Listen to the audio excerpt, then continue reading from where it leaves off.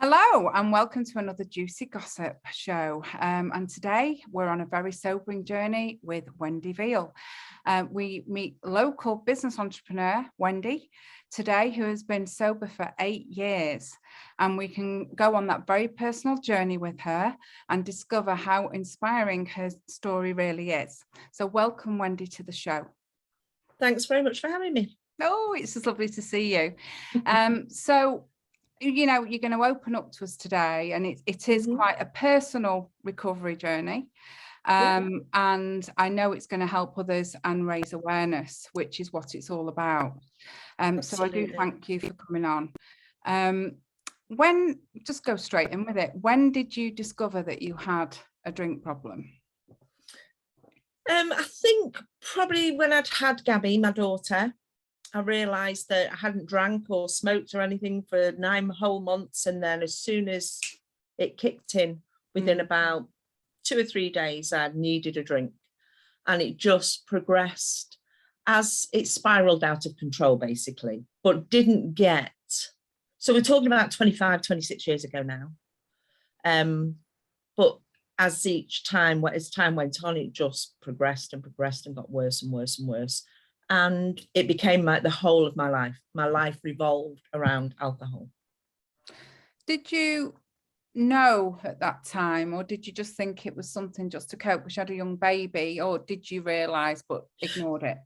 I had no acknowledgement of having a drinking problem at all. I just, as far as I was concerned, I enjoyed a drink, regardless of whether it was socially or on my own. I just enjoyed that drink. And with Gabby was a really good baby. She was a prem baby, but she was a really good baby. And I would never drink in front of her. It would always be when she was asleep and what have you. But it's the devil. It just creeps up on you without you consciously knowing about it. Okay. So what was your typical day like? You said that you drank at night. So how did you feel in the day after you've been drinking at night? Never bothered me. I was very, very good at hiding it. The early days, it was a bottle of wine a night. As it progressed, it was 24/7. My day revolved around alcohol. From the moment I got up to the moment I went to bed, I would sleep for 2 or 3 hours a night, because that's what alcohol does to you. It induces sleep, but only for very, very brief periods. And then as soon as I woke up, it was, right, I need another drink. I have to have another drink. Okay. So was it fair to say maybe you were a functioning alcoholic then? Definitely. For about 10 or 15 years, I was a functioning alcoholic. Yeah. I know we've got our expert here today, also Marcus Matthews, who's going to be obviously talking more about all of these kind of things. So just wanted to bring Marcus in. What do you feel about that terminology, Marcus, of functioning alcoholic? Yeah, I mean, firstly, I just want to kind of honour you telling this story, because I think it's so important that people feel when they're going through this that they're not on their own. Because the thing that came out then is you're kind of hiding it. Yeah. You know, put the armor on, show up. Yeah. I'm okay. Everything's fine. So I think it's really important that people like yourself having that vulnerability and courage to come out and speak about this is so important. And I think that this is one of the things we don't realize is when we start on a journey, we don't go, one day I'm completely sober, or one day I'm completely okay, and then we flick a switch and all of a sudden I'm in trouble. It's like a dripping. And I always say I always say it's like a fish that's swimming in a clear lake, and then all of a sudden there's a poison tap dripping in. 20 years later, full of calluses and bruises, the fish thinks everything's okay until you pull it out of the water and it realizes that it's being poisoned. And I think that that's one of the things. And I've got a question. When did you realize that there was a problem? Because 10, 15 years is a lot, and you're a functioning alcoholic. When did you have that realization that things weren't going right? Because I think that's important, and that might help other people to recognize. Probably when I started to drink very early in the morning, when I was still holding a job down then, and before I started at 9 o'clock, I was working 9 to 5. Go into my local Sainsbury's, get a bottle of vodka, pour it in, 2 bottles of Coke, and then take it into work with me. Wow. So that I was just, everybody thought I was drinking Coke, but I was very good at, I never seen, people would look at me, even my daughter, until the very end of my journey, would say that they wouldn't recognize that I was drunk. And that's purely because all I was doing was topping myself up constantly. Yeah. Top.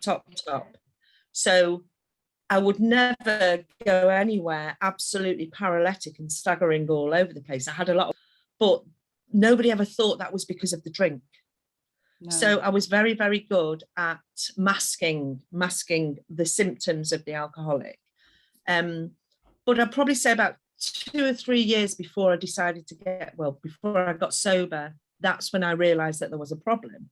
But if anybody acknowledged that, I would strip them to pieces. I have not got a problem with alcohol.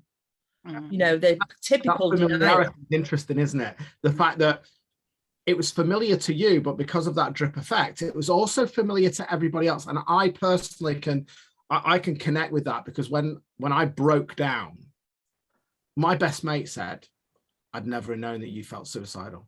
No, absolutely. You know, because it becomes familiar. So one more question, Joanna. Did that alcohol, did it make you feel connected? That kind of familiarity? It was like a port in the storm. It was that place in which you could go to. Felt safe? No, not at all. Not at all. I didn't feel safe. I didn't. All my whole of my mental health was just, I need a drink, not to get away from anything, not to because I'd lost my job or relationships or anything like that. It was just purely that pure addiction to the alcohol. It didn't make me feel What did it give you then? What did it give you? Obviously, because it's painful. And when you go through that, what did it give you though? What sense of connection did it give you? It didn't really give me a connection, to be perfectly honest. It made me a very selfish, nasty, horrible person that now, looking back, I couldn't recognize myself, because I am the complete opposite now. Well, I'd like to think I'm the complete opposite now. Yeah. But it didn't make me feel good. It just made me want to drink more, if that makes sense, if you know what I mean. Are you a very caring person generally though throughout your life? Are you a giver? A real empath? I'm a massive giver. Yeah. But you know what, actually, you saying that, Marcus, it might, throughout my alcohol career, I call it, is that I was so generous to everybody, and everybody loved me because I was so generous. I will give everything to everybody, but I didn't recognize that as it being connected to alcohol. I just thought of, that's just me. So if I've got a tenner and somebody needs a tenner, I give them a tenner regardless of whether it was my last tenner. Do you know what I mean? So you were literally filling your own cup up. Oh, absolutely. Your cup was empty and you were filling it up. Absolutely, without a doubt. Marcus, I know Wendy personally, so I know she's that person. She's so generous and she is so caring, you know. So, you know, it's funny how you label things, isn't it, by making excuses. So how much, if you don't mind me asking, how much were you drinking in a week? Oh my God, I don't really want to say. Well, a typical, towards the last 2 or 3 months of me drinking, I would drink 2 litres of vodka a day. Wow. A bottle of port, a bottle of red wine, 12 cans of beer. That's all in one day. One day? In one day. Okay. And it wouldn't, the unfortunate thing is my system, my body was rejecting it by that time. So I would all of a sudden, out of the blue, start retching, run to the toilet, and I would have a glass of vodka or a glass of beer or something on the side in the bathroom, waiting until that retching would stop. And then I would just have another drink. That's how, I mean, it's a cruel devil of a disease. It's awful. Yeah. And really then, I suppose the next question is obvious. I was going to ask you what made you act upon it. So was this generally because of your health? No. What made me stop was my mum and Gabby. Right. Gabby had called I told Gabby to go to the local shop in the morning and say, look, will you get me a bottle of port? Yeah. It was like 10 o'clock in the morning. So she said, yeah, everybody enabled me, but they wanted to keep the peace, I guess, because I wasn't a very nice person. So she went, and the guy in the shop said, what are you getting another bottle of port for your mum? She was only in an hour ago and had one. Gosh. Bought one. So she came back, she didn't buy me the port. And she came back and absolutely laid into me big time. Called my mum. My mum came round to the house and they said, right, Gabby said, you're not going to see me again. Mum said, you're not going to see me again if you continue, because you're just killing yourself. So they got the doctor involved. The doctor came round, looked at me, took all my vitals, and said, look, if you continue to drink, you'll be dead within a couple of weeks, because your liver, I was bloated, I was yellow. It was, but I didn't see that. No. I really didn't see that. I looked in the mirror and I was just Wendy. And that really hit home then, to think that I wouldn't have anybody in my life, my family who I adored. Mm-hmm. And then it just made me reflect and think, well, maybe, I do have a bit of a problem. Didn't think it was to the same extent as they were explaining to me. Yeah. But that's what made me get some help. Where did you go for help? Was that through the doctors, or did you go private? Or I went to the Priory, right, in Hale. I did a 4-week stay there. Don't remember much of it, to be perfect. But the first 3 or 4 days, I don't really remember much of it. Mum said that I kept on calling home saying, please just get me out of here, it's awful. They put me on detox, but I mean, that was the best 4 weeks of my life ever. Regardless of having my daughter, I love her, but that got me back on my journey. Yeah. And did you ever relapse?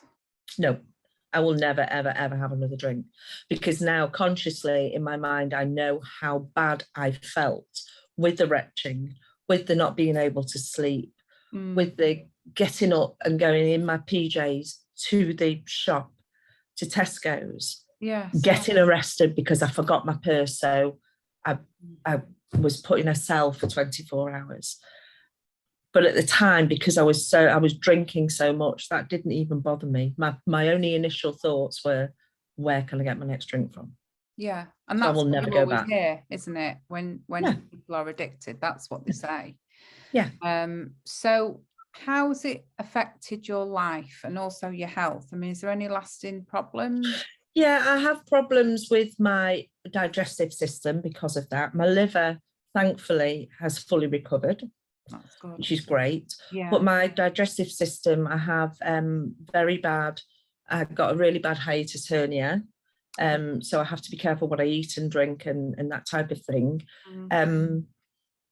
Mentally, I think I'm more aware of things now mentally. So I'm more aware of what I say to people, and even though I've done the program, I've done the 12 steps, I've done all of that, I've done the AA meetings, I still do the AA meetings. I still make amends for, even now, if I feel I've upset somebody, I will always go back to my 12-step book and I will go in and I will make the amends. I think that will be with me for life. Yeah, that's a positive. Yeah, it's definitely a positive, without a doubt. And I mentor people, I sponsor people. So that's important to help as many people as possible, rather than helping them monetary, which is what I did. Yes. So where do you mentor? Is that like a group, or I just mentor different ladies that they do Zoom meetings. I go around to the houses and what have you. That's a really positive step. And do you think, really then, looking back on this time, do you think you could have made better choices had you not drank? I don't know. I've been asked that quite a lot, to be honest. I love the person that I am now. I really do love the person that I am now. Without the drink taking control of my life all those years ago, I didn't really love myself then. I was in quite an unhappy marriage, down to myself.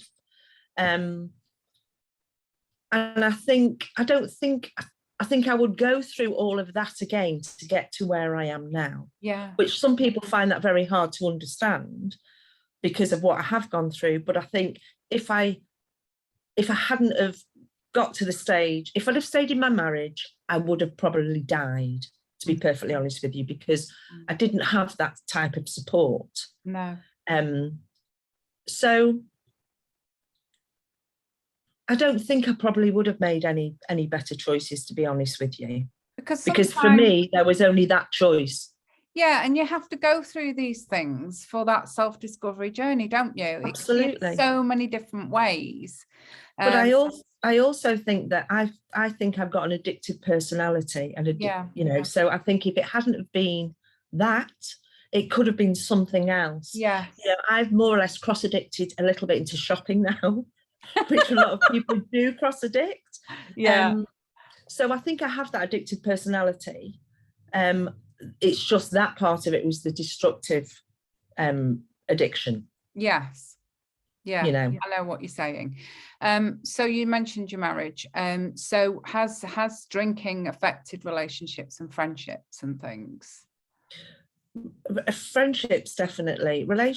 Probably relationships, because I could be quite vitriol and quite nasty when I was drinking heavily.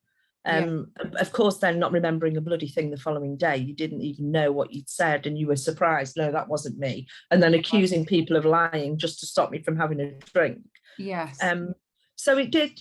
But then also, I've made my amends. I've done all of my, God, I had so many amends to do. And if those people won't accept that apology, I can't do anything about that. I've done my best. Yeah, I've explained, I've done everything that I possibly can. So I think I'm better off now with that, because I feel quite a lot of it was toxic.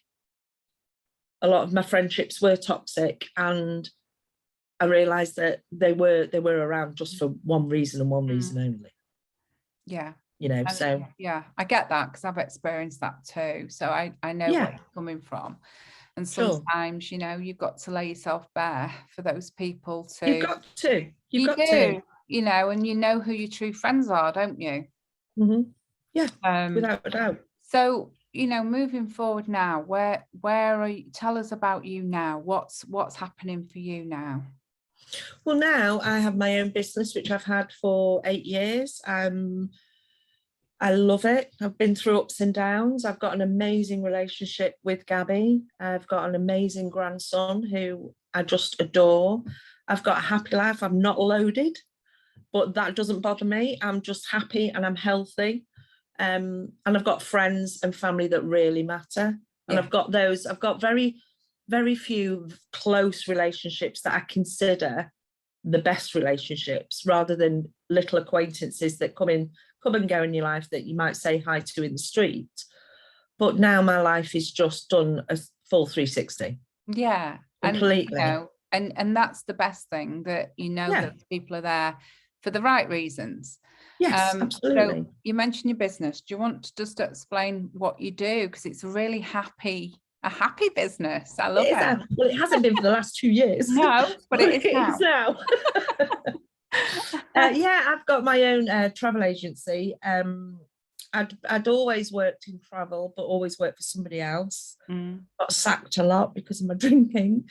And then realised, once I'd been in recovery for only a couple of months, I had an opportunity of starting with a travel agency, a home working travel agency, and thought I'd just do little bits and bobs, get back into the industry.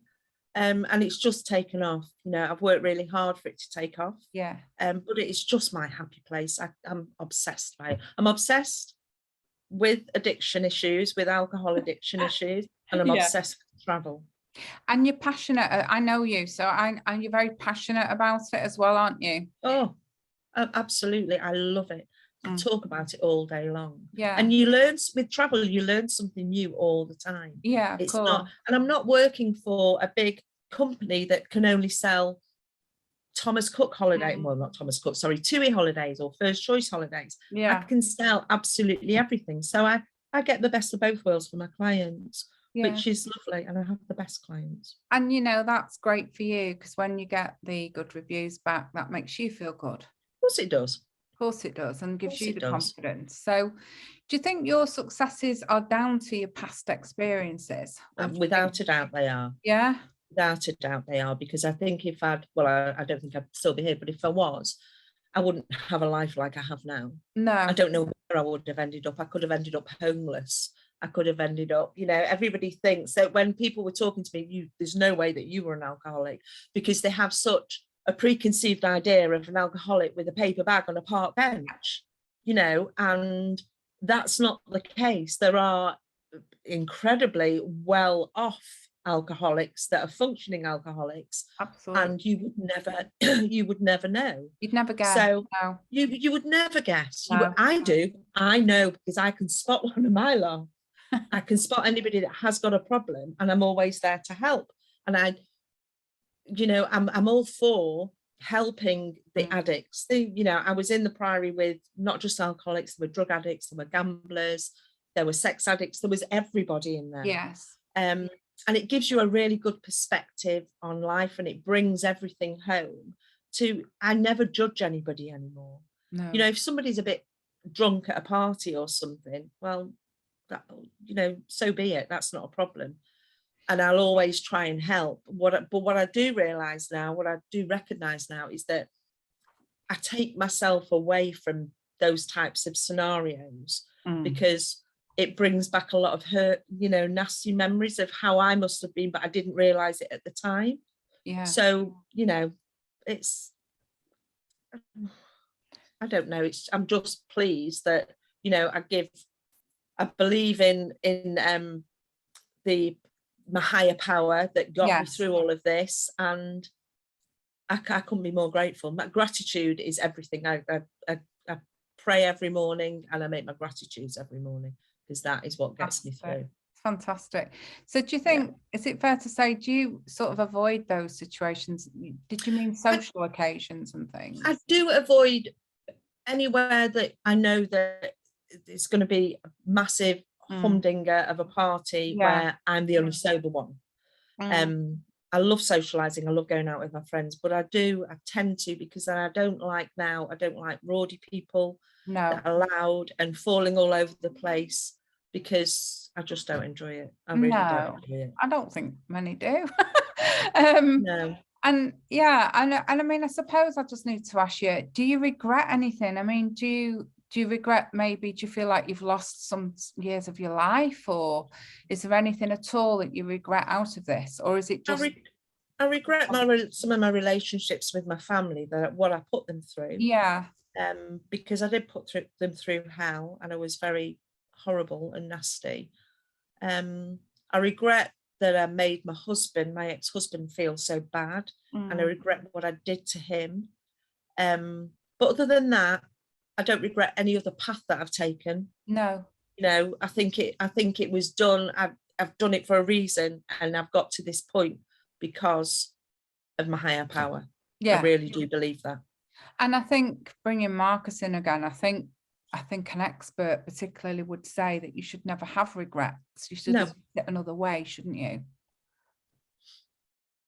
Yeah, I mean, and there's a great book by a guy called Neil Donald Walsh called Conversations with God. And it's an amazing book. And one of the things that he says is that when Neil Donald Walsh is having this conversation, he says, if God's all powerful and God's there, why isn't everything love? Why isn't everything this? Why isn't everything that? And God replies and basically says that, how can you know love if you don't know hate? How can you know freedom if you haven't known despair?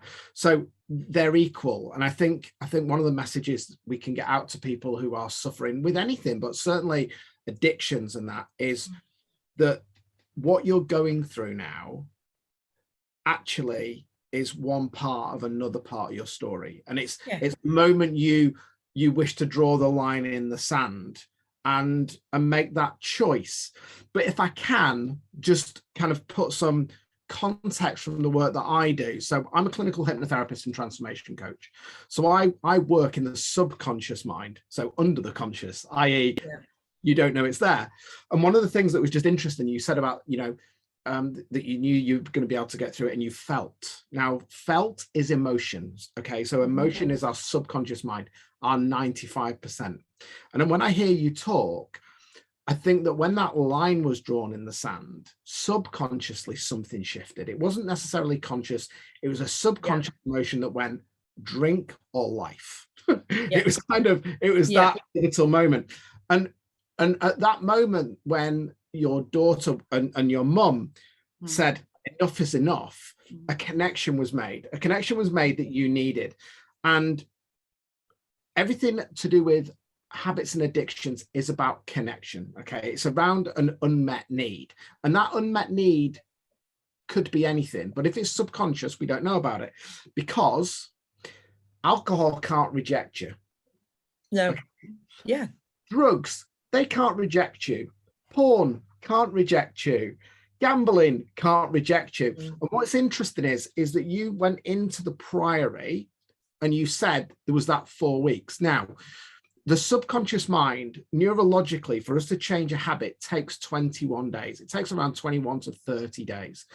So as you entered that process and you subconsciously have made your mind up, now you're getting that information, that input that you need to make that change. Now, a lot of that is cognitive, but actually for you, it will have probably fulfilled an emotional need. So you were doing the work without knowing it. Yeah. And I worked with a client last year, actually, very similar. On the day that he came to see me for alcoholism, he actually ended up drinking and ended up in hospital. And he nearly died. And the doctor said, if you have another drink, you'll be dead. And his friend who'd contacted me went, as soon as he came out, he's like, can you come round now? This is when he's coming out and we'll do it. And I just wanted to mention this because this is really important. Your mind is there to keep you alive, not to keep you happy. And it connects to what is familiar.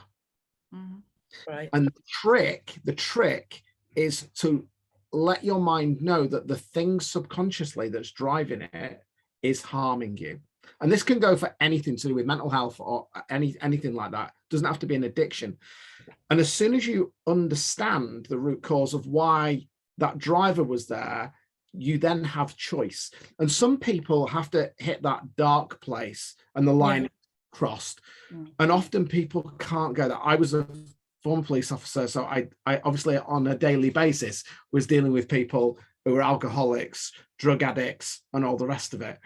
And sometimes it's our bucket, what I call our bucket. If our bucket is big enough and we have capacity to be able to bring that into our lives, then, you know, we've got the money to go to a private clinic. We've got, that can be easier, you know, but other people whose bucket aren't as big, that is overflowing, and it's, you know, and it can be quite difficult. And so I honor you for what you've done. And although I know a lot of the work you've done consciously, I think that you went through that to tell your story. I think you went through that to say to people, this was me, this is where I am, but I got there, and so can you. And what I would say to anybody who's listening to this and listening to your story, there are lots of people out there. So if you've been in rehab, like the guy I work with, who's been in rehab, it didn't work for him because we're all different. We all have different layers to our story. We all have different ways in which we need to get through that gateway, you know. And things like this are a set of gates. There are a set of gates that go, actually, I can see myself in that story. What are my options? And that's one of the great things about Cheshire Socialites is we have people like me. There is loads of other professionals that you can kind of reach out to and go, I've got a friend who needs some help. Who do you know? And that's why I joined that network, because, you know, they are, Joanna, aren't they? Everybody, all of the people in the group, all the professionals, all the businesses, you know, we support each other. We're there for people, and it's like really legitimate. And we all come from that heart, and that's why I could tell straight away from you. You said you've got an addictive personality. Okay, the mind is listening. So let me give you a reframe. You haven't got an addictive personality. You're just a passionate person that wants to help people. Yeah, and you're driven by that. That's not addiction, because I remember people saying to me, "Oh, you're too intense."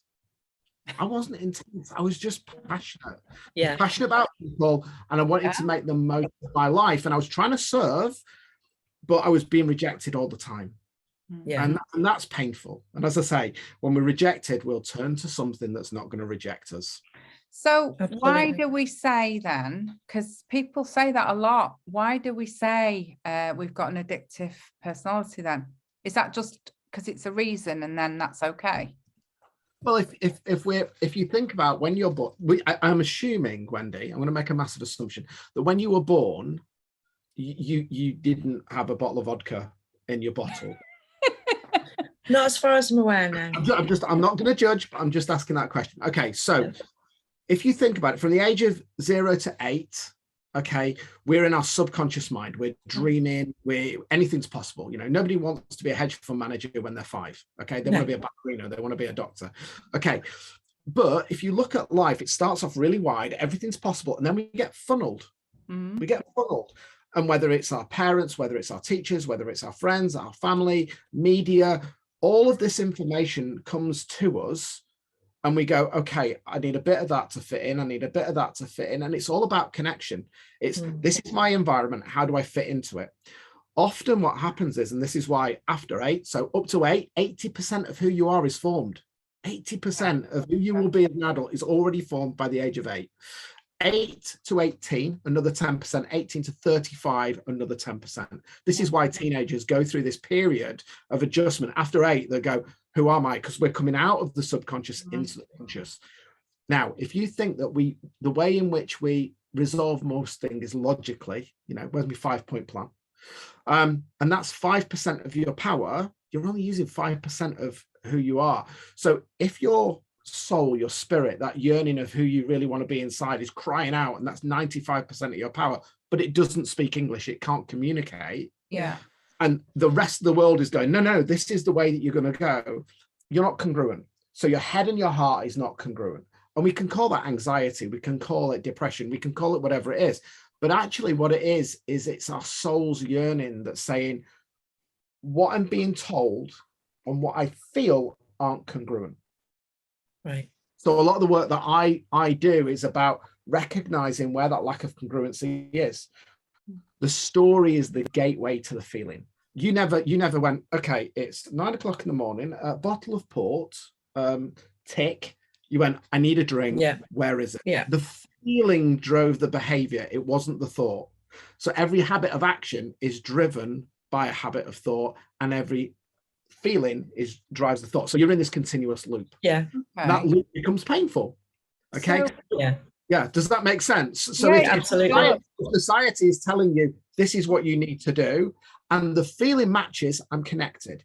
If society says this is what you need to do, but I deep down don't feel that that's right, but I don't know why, I'm now disconnected, and I go inside and I hide. Yeah. I show up in a way that fits in, but inside I'm breaking. Does that make sense? So Yeah. where does this start? Where does an addiction start? Is it triggered? Why does it happen? Okay, so if I give you an I'll give you Is it genetic? Wow. I'm going to say no. I won't go into the whole epigenetics and all the rest of it. Okay. You can say it's genetic. Let me tell you a quick story with that client that I spoke about. Root cause of his problem. Dad had owned pubs. They'd been in alcohol. So happy times were around alcohol. Okay. Yeah. His father, though, was quite a stern dad. He ran a business. He had a successful chain of pubs, very, very busy. As a dad, he didn't spend much time with him. And when he did, this guy was an older guy. So it was very much, you know, you do this is how you fit in. This is what a man looks like, yada, yada, yada, yada. He didn't really have that loving connection with his dad that he wanted as a child. Yeah. However, his dad could come in every single night after he'd have a drink. His dad was an alcoholic, by the way. That's not always the case. So the subconscious went, I can't connect with dad. And dad actually died early and he took over the business and all the rest of it. I can't connect with dad. But wait a minute, I can connect with alcohol. Right. So the alcohol in that case was the gateway to finding love. Right. But I was in love with alcohol. Yeah. Where did yours start? I mean, what do you really feel? Did you think it was genetics, or did you? Was there a time that my sister Mandy was an alcoholic, and she got into recovery a year before myself. Yeah. And On my mum's side of the family, 2 of her brothers were alcoholics that died of alcoholism, really. So I didn't know whether it was connected, Yes. you know. And my family do like a drink. But that's not to say that everybody who likes a drink is an alcoholic. But I just took it to that a different level. Neuroscience is showing now, actually, there used to be this thing that our genetics actually formed, the way we are and who we are and how we show up. And a lot of that came from the 1940s and 1950s. But neuroscience is now showing that actually our DNA, even our DNA is programmable. Our genetics are programmable. So it's not that it's genetic, but if you take that genetic sequencing, if you take that programming that goes back all the way to when the universe started, there are going to be elements of different things within your genes. But scientists are now showing, neuroscientists are showing now that we can change those behaviors. The problem is that back in around the 16th century, there was a break between, let's call it physics and metaphysics, spirituality and physical stuff. And a lot of our medicine is very much based on the physical things. So brain chemistry, we don't seem to look at the stuff in between the stuff. If I was to ask you, do you have a soul? Do you have a spirit? Because you said that higher power. Yeah. What does it look like? You can't describe it. No. You can't explain it. So if we can't explain it, it becomes in the realm of spirituality. Okay. And science and spirituality was separated several centuries ago. Actually, they're now starting to bring that together, because with technology, although they can't see that, for example, in physics, quantum physics, we know that the dark matter is the thing that moves the universe around. We don't know what it is, but we know there's something there, the stuff in between the stuff in between the stuff. And what I do with hypnotherapy is we go into that space to find that feeling, to release that feeling. Because if you think about it, we talked about the feeling, I need a drink. If you've got a story and a feeling, and you then break that feeling away from the story, it's just a story. It has no power. Yeah. This is why you can say, I'm now making a choice. That story has no power over me. I still know it. I recognize it. Yeah. But it doesn't have the driving feeling. And that's the thing. Now, some people like yourself go through a process and have an experience where they're able to do that. They're able to actually remove that feeling, install a new feeling, a new story. Yeah. But some people don't. And that's what I help people do. I help them take the feeling away, install a new feeling, and install a new story, which you did on your own. It's very commendable, for a 4-week course. It's phenomenal what you've done by yourself. Yeah. It just shows how powerful you are. Sorry. It just shows how powerful you are. Yeah. I suppose so. I suppose so. There was like 9 or 10 of us in the group, and there's only 3 of us that have not relapsed. And do you know that you're pretty impressive that you've done that? Do you actually? Yes, I do. Yeah, I am. I am incredibly, immensely proud of myself, because I know how difficult it is to stay off it. And not that I'd ever want to drink, because I don't have any inkling of wanting a drink. I have no cravings whatsoever, and I haven't since my detox finished, and then I got really into the actual course itself, because it was hard work. It's not, I thought going into the Priory, I'm going to get a nice swimming pool and nice meals and all that. That's a load of crap. You work very, very, very, I did, honestly. You hear of all the celebs going into the Priory. That's bloody brilliant. I'll have a massage at 8 o'clock. None of that happened. So it was very rigorous, and it was very, very strict. And a lot of tablets, I had about 10 or 15 tablets each day, medication. But I knew as soon as I came out of this fog, as it were. Absolute fog, that the moment that first night, I get quite emotional actually, that first night that I was able to sleep was like my Christmases had come all at once. Because prior to that, falling asleep, even though I'd feel so tired, because the alcohol would make you so tired, within 2 hours, I knew I'd be up, and I knew I'd be scrounging around for a drink. Couldn't remember where I'd hidden the bloody thing. So I'd be in and out of everywhere in the house. And that moment that I had 8 hours sleep that night was like a light bulb moment. I think that's important, actually. I think I want to feel all the time. I just want to, if we can, highlight that, because recovery of any, anxiety or anything like that, if we can sleep, our subconscious, our mind, if you imagine your mind's got a filing system, that 8 hours is the moment in which the subconscious can file the day away. It's the time that it can. So if you think of it as a messy office, if you've got an office and paperwork's everywhere and you go, oh, where's that report? Where's this? Where's that? And I'll give up. I'm just going to have a drink.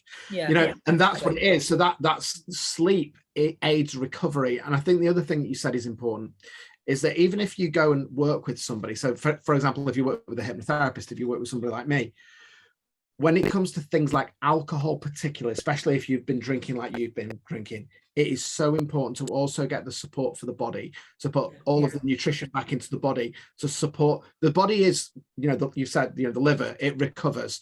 The body is amazing and it can recover, but it's really important to make sure that that is supported. And I think that's why it's also important to make sure you use the right professionals.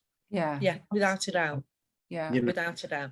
I know that when my sister was got sober, she recognized that I was an alcoholic, and she told me all the time, but I said denial, and she took me to, I'm going to take you to an AA meeting. And I went into that AA meeting so blinkered that I am not like the rest of these people. I am listening to these stories that are so horrendous that I just do not connect with these people at all, and came out thinking, bloody hell, what's the point? These are just saddos. Well, I don't have a life like that.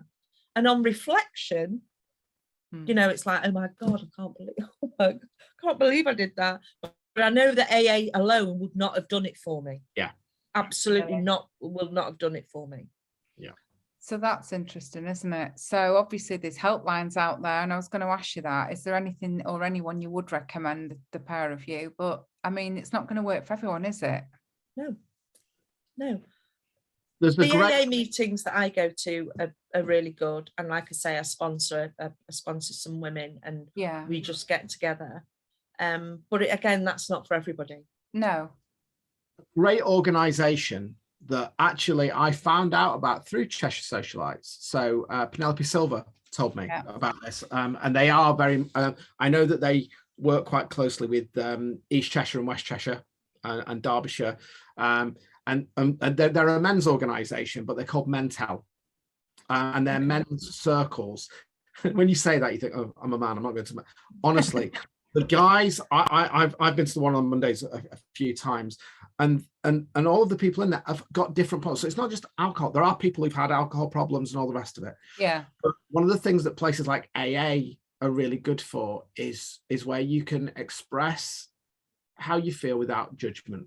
Yeah. So although Mental isn't for alcoholics or people who want to get, actually sometimes just being allowed to be vulnerable and go, this is where I am, and just being heard can be the first step in going, okay. And I think we need to recognize there's loads of charities out there that can help.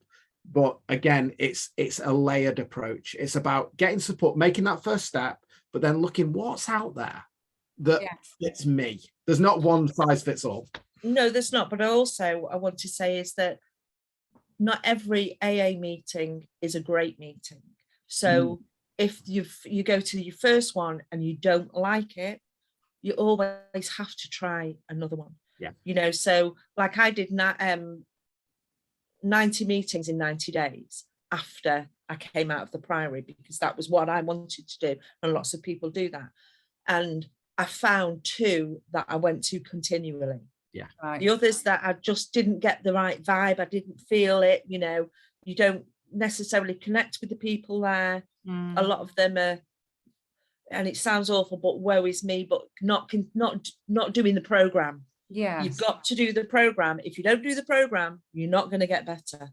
Yeah, you've got to want to help yourself. This is what this is all about. Absolutely. There's no point trying to rely on people or, No. you know, go and say, oh, I'll do that, but you don't really, your heart's not in it. It's an inside job. Put the work in. It's an inside job. Yeah. Yeah, it is. You have to put the work in. If you don't, you're not going to get anywhere. No. And that's the key, most probably, to all of this, is you've got to acknowledge that you've got a problem, and then you've got to act on it, but you've got to wholeheartedly act on it. That's the first step. But a lot, you know, it takes a lot of courage to admit that you have an alcohol problem, any addiction, really. There's no courage without vulnerability. And Absolutely. I think we can say, Joanna, that Wendy helps wounded warriors get back. Yeah. I'd like to think so. You're a warrior, you've been there, and those people that are like in that place and they're going, I want my life back, I'm willing to put it in, you know, they're wounded, they're down, and they just need to know the direction to get back on the road. And you're that kind of person that's going to inspire people, hopefully, through this. And once you've made that step, I feel, once, whatever that is, wherever you go, whatever group it is, you're then with people who have the same problems. Likewise, yeah. And it really does. That's when you start to feel, I would say, a lot stronger and more confident, because you can talk to people and know it's fine to talk to them and you're not going to get judged. Yeah, definitely. That accountability of driving each other forward. And I think that's like anything. If we feel connected with somebody who's on the same mission and the same goal, you know, then that's where that addiction, but that passion comes from. Because it's like, actually, I feel connected. I believe in what we're all doing together. And I know that even if I fall, somebody's there to pick me up. To pick you up. Yeah. Absolutely. Fantastic. And so we will put some help groups on this on the show, so that, you know, if anyone is wanting help, also you can contact Marcus. So we'll put the details on for that. I just want to thank you very much, Wendy. It's I don't know if it's been my pleasure. Come on, you know, I don't know, but I know that it's a personal journey, and it's one of those that it's a very insightful show for us, because obviously not everyone's going to come forward and want to talk about something like this. So, you know, it's a personal journey for you, and I do thank you very much for coming on and showing your bravery. And I just want to personally say that you are an absolute inspiration.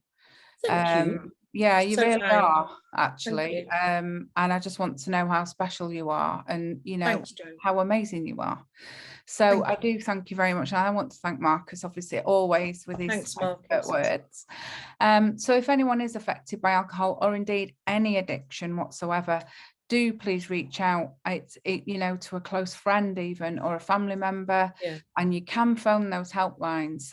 Wendy's done it. If Wendy can do it, you can do it. Anybody can. Yeah. So as I say, we will post those helplines for you. Just don't be alone, is what I'd say. And what would you say, Marcus? Your last word? My last words are simply this: if you got value out of watching this, share it. Share this and let somebody know about Wendy's story, because there might be somebody who's suffering that you think is okay, and this might be that step that they need to go and get help. That's a great point. Yeah, do share far and wide. So this is actually put onto the Cheshire Socialites Business Network group, but it's also on YouTube. So you can find us by putting in Juicy Gossip or Cheshire Socialites, and all the videos will come up of all the shows that we've done. But please do share once it's out there. So thank you once again to my two guests. We're back on the 1st of May. We're going a bit more sort of fun next time. We're going to be doing a show about all our furry friends, so it's going to be called the Happy Hour. So we're getting any dogs, if you want to come forward, cute, clever characters, anything at all, great story to share, do get in touch. Marcus, you've got a dog, haven't you? I've got 2 dogs. I've got 2 dogs. Yeah, there you go. Penny and Willow. And funnily enough, when I ever post anything on Instagram with Penny, it always gets more likes. But it's Michelle's dog, so she said she's going to start charging me agency fees if I start using them in business. Yeah, you need to ask her, can they come on to the show? And it'd be lovely, won't it? Yeah, so we try and mix these shows. So we've got some obviously serious ones, but we have some fun ones as well. But thank you once again to Wendy and to Marcus, and we'll see you next time. Thanks, my lovely. Thank you. Bye. See you later. Bye. Bye-bye.